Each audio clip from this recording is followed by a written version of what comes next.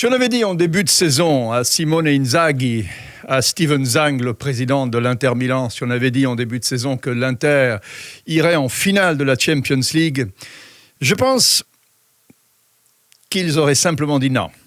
C'est pas pour nous, c'est pas possible. Et en effet, déjà, dans le groupe, pour se qualifier, il a fallu sortir le Barça. Ça, c'était déjà un exploit. Mes frères, mes cousins, mes sœurs, je suis très content d'être avec vous. Et j'ai parlé de City il y a quelques jours. J'ai été très content que City remporte la Champions League parce que je vous l'ai dit, c'est l'équipe qui méritait de gagner la Champions League cette année. Mais sur ce match-là, sur le match le 10 juin à l'Atatürk d'Istanbul, City est passé par le petit trou de la serrure et ça, Guardiola le sait. Revenons à l'Inter.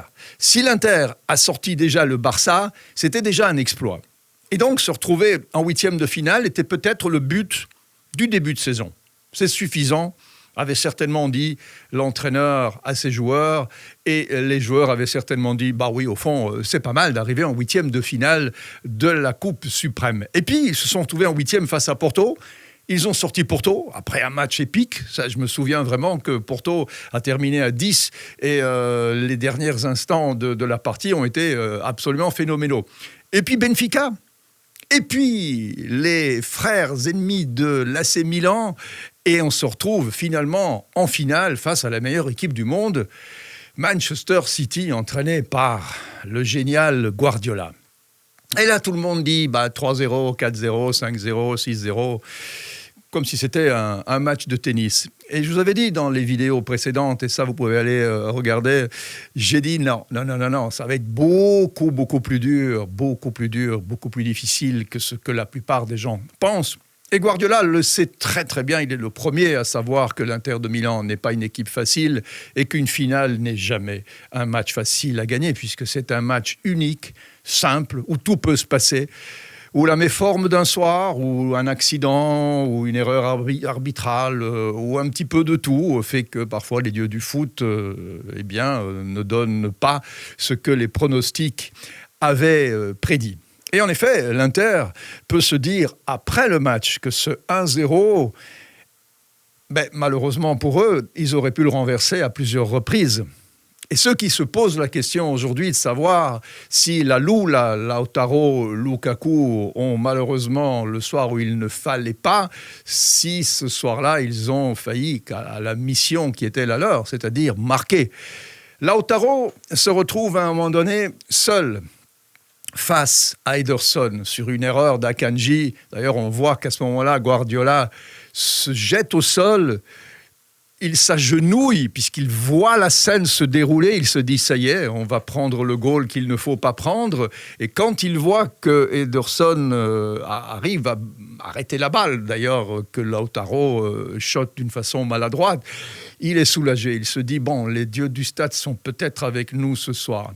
Parce qu'en effet, à ce moment-là, Lautaro, il a Brozovic qui vient vers lui, mais un attaquant, son instinct, c'est de marquer. Et Lautaro, il est dans une forme, pour l'instant, qui est extraordinaire. Donc, il se dit, tout va me réussir. Je viens de terminer une saison merveilleuse. J'ai inscrit 25 buts. Je viens aussi, à titre personnel, de me marier. Je suis certainement béni par les dieux. Eh bien non, malheureusement, cette balle-là, il ne fallait pas la rater parce qu'à ce moment-là, le score encore est de 0-0. Ensuite, quand l'Inter subit le goal de Rodri sur peut-être la seule erreur de défense ou une des seules erreurs de défense du match, si on regarde cette scène, ce moment-là, eh bien, on voit que Rodri met le pied comme il faut, du plat du pied, il contourne deux défenseurs. Il aurait suffi un petit coup d'ange d'un défenseur pour dévier la balle. Onana est caché derrière ces deux défenseurs, il ne voit pas la balle arriver. Au même moment, si vous regardez, parce qu'on n'en a pas beaucoup parlé, mais il y a Di Marco qui glisse, il n'a malheureusement pas le temps de se relever, il tarde à se relever, il aurait pu boucher l'angle ou aller déranger le tir de Rodri, il n'y arrive pas, il est au sol, il se relève, il y a ces 3 mètres que Rodri a devant lui, il en profite et c'est 1-0. Après ce 1-0, il y a trois occasions énormes de l'Inter, tous les interistes l'ont vu. Comme moi, et j'en suis triste, Romelu Lukaku a réellement raté la balle du 1-1. Le coup de boule qu'il pique au sol est un petit peu léger. Ederson ne fait pas un arrêt miracle, c'est pas un réflexe extraordinaire qu'il a, c'est simplement que la balle arrive sur lui, mais simplement, c'est un tout petit réflexe, c'est-à-dire il déplace sa jambe de 30 cm et la balle va sur son genou. Elle revient dans le jeu à ce moment-là. Non, ça c'est sur le coup de tête, c'est sur le coup de tête de Di Marco, et ça c'est aussi une scène, c'est aussi une séquence très malchanceuse pour l'Inter, parce que le coup de tête de Di Marco lobe Ederson, la balle frappe la barre transversale, revient dans le jeu, et Di Marco la reprend une deuxième fois de la tête, et sur le chemin du but, vous l'avez vu, il y a Lukaku qui arrête le ballon parce qu'il est sur la trajectoire. Alors je ne sais pas si derrière le défenseur, je pense que c'est Diaz aurait eu le temps de la sortir parce qu'il est au premier poteau, mais en tout cas, cette action est peut-être le symbole de la malchance que ce soir-là, à l'Atatürk, l'Inter a vécu. Parce que cette balle qui tape la transversale, qui revient sur la tête de Di Marco, qui frappe la balle sur Lukaku, qui est entre le goal et le keeper, c'est une action malheureuse. Alors, voilà, moi je suis triste pour Lukaku parce que ça me rappelle que dans les matchs importants, et je reviens déjà à la finale perdue en Europa League contre Séville il y a 2 ans, c'est lui qui met un autogol malheureux, alors qu'il fait un bon match, hein, attention. Je reviens aussi à un souvenir d'il y a quelques mois face à la Croatie, où il a la balle du 1-0 qui aurait qualifié la Belgique face à la Croatie, et Dieu sait où se serait arrêté après la Belgique, parce qu'en effet, s'il avait raté son tour préliminaire, la victoire contre la Croatie l'aurait peut-être libéré. Mais je vois ce tir de Lukaku s'écraser sur le poteau, c'est un manque de chance incroyable. Et quant à la finale face à City, le coup de boule qu'il met à bout portant sur Ederson, c'est peut-être plus que de la malchance, mais il faut quand même avouer que dans ce moment-là, la balle ne roule pas pour Romelu Lukaku, et il y a peut-être quelque chose qui un jour va exploser dans l'autre sens, parce que quand on a une dette face à la malchance aussi importante, il y a un moment donné où ça va passer. Moi, je crois beaucoup à la malchance, à la chance. Je ne dis pas que parce qu'on a eu beaucoup de malchance, nécessairement, après, on aura de la chance. Mais il y a presque, à un moment donné, quelque chose qui s'équilibre, parce qu'on a déjà tellement donné dans un sens ou dans l'autre que peut-être quand on est déterminé, qu'on pousse, qu'on a envie d'aller jusqu'au bout, et je pense que Romelu Lukaku est un immense champion qui a une immense envie d'aller jusqu'au bout.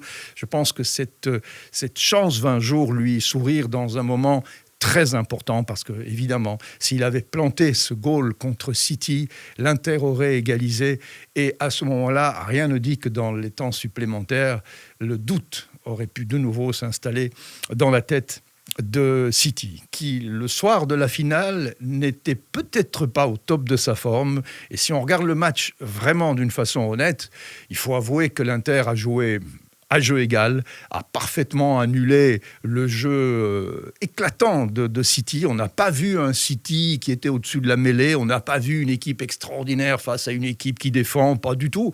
On a vu un Inter qui allait chercher le ballon très haut, qui a attaqué quand il fallait attaquer, qui a défendu quand il fallait défendre, qui a éteint complètement Haaland, sauf sur une balle, sur un tir en première mi-temps, Acerbi qui a 35 ans, qui revient même d'un cancer, qui a vaincu un cancer et qui a vaincu le cyborg de 13 ans, son cadet, qu'il a dominé physiquement et moralement. Donc c'est une équipe qui réellement a impressionné toute l'Europe, même si, évidemment, on savait que City, guidé par Guardiola, avait les meilleures armes pour gagner. Alors que va devenir l'Inter la saison prochaine ? Eh bien, la différence de City, qui peut se dire, nous, on a les moyens de continuer à acheter les joueurs qu'on a envie, eh bien, l'Inter, malheureusement, par le fait qu'elle a une dette assez importante, qu'elle doit rembourser, et que son président, Steven Zhang, qui est un Chinois, mais qui se sent peut-être aujourd'hui tout autant milanais que chinois, Steven Zhang est en train de discuter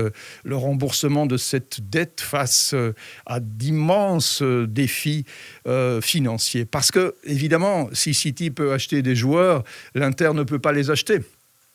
Et les grands joueurs qu'elle possède dans son équipe sont des joueurs qu'elle a en prêt, qu'elle doit peut-être racheter.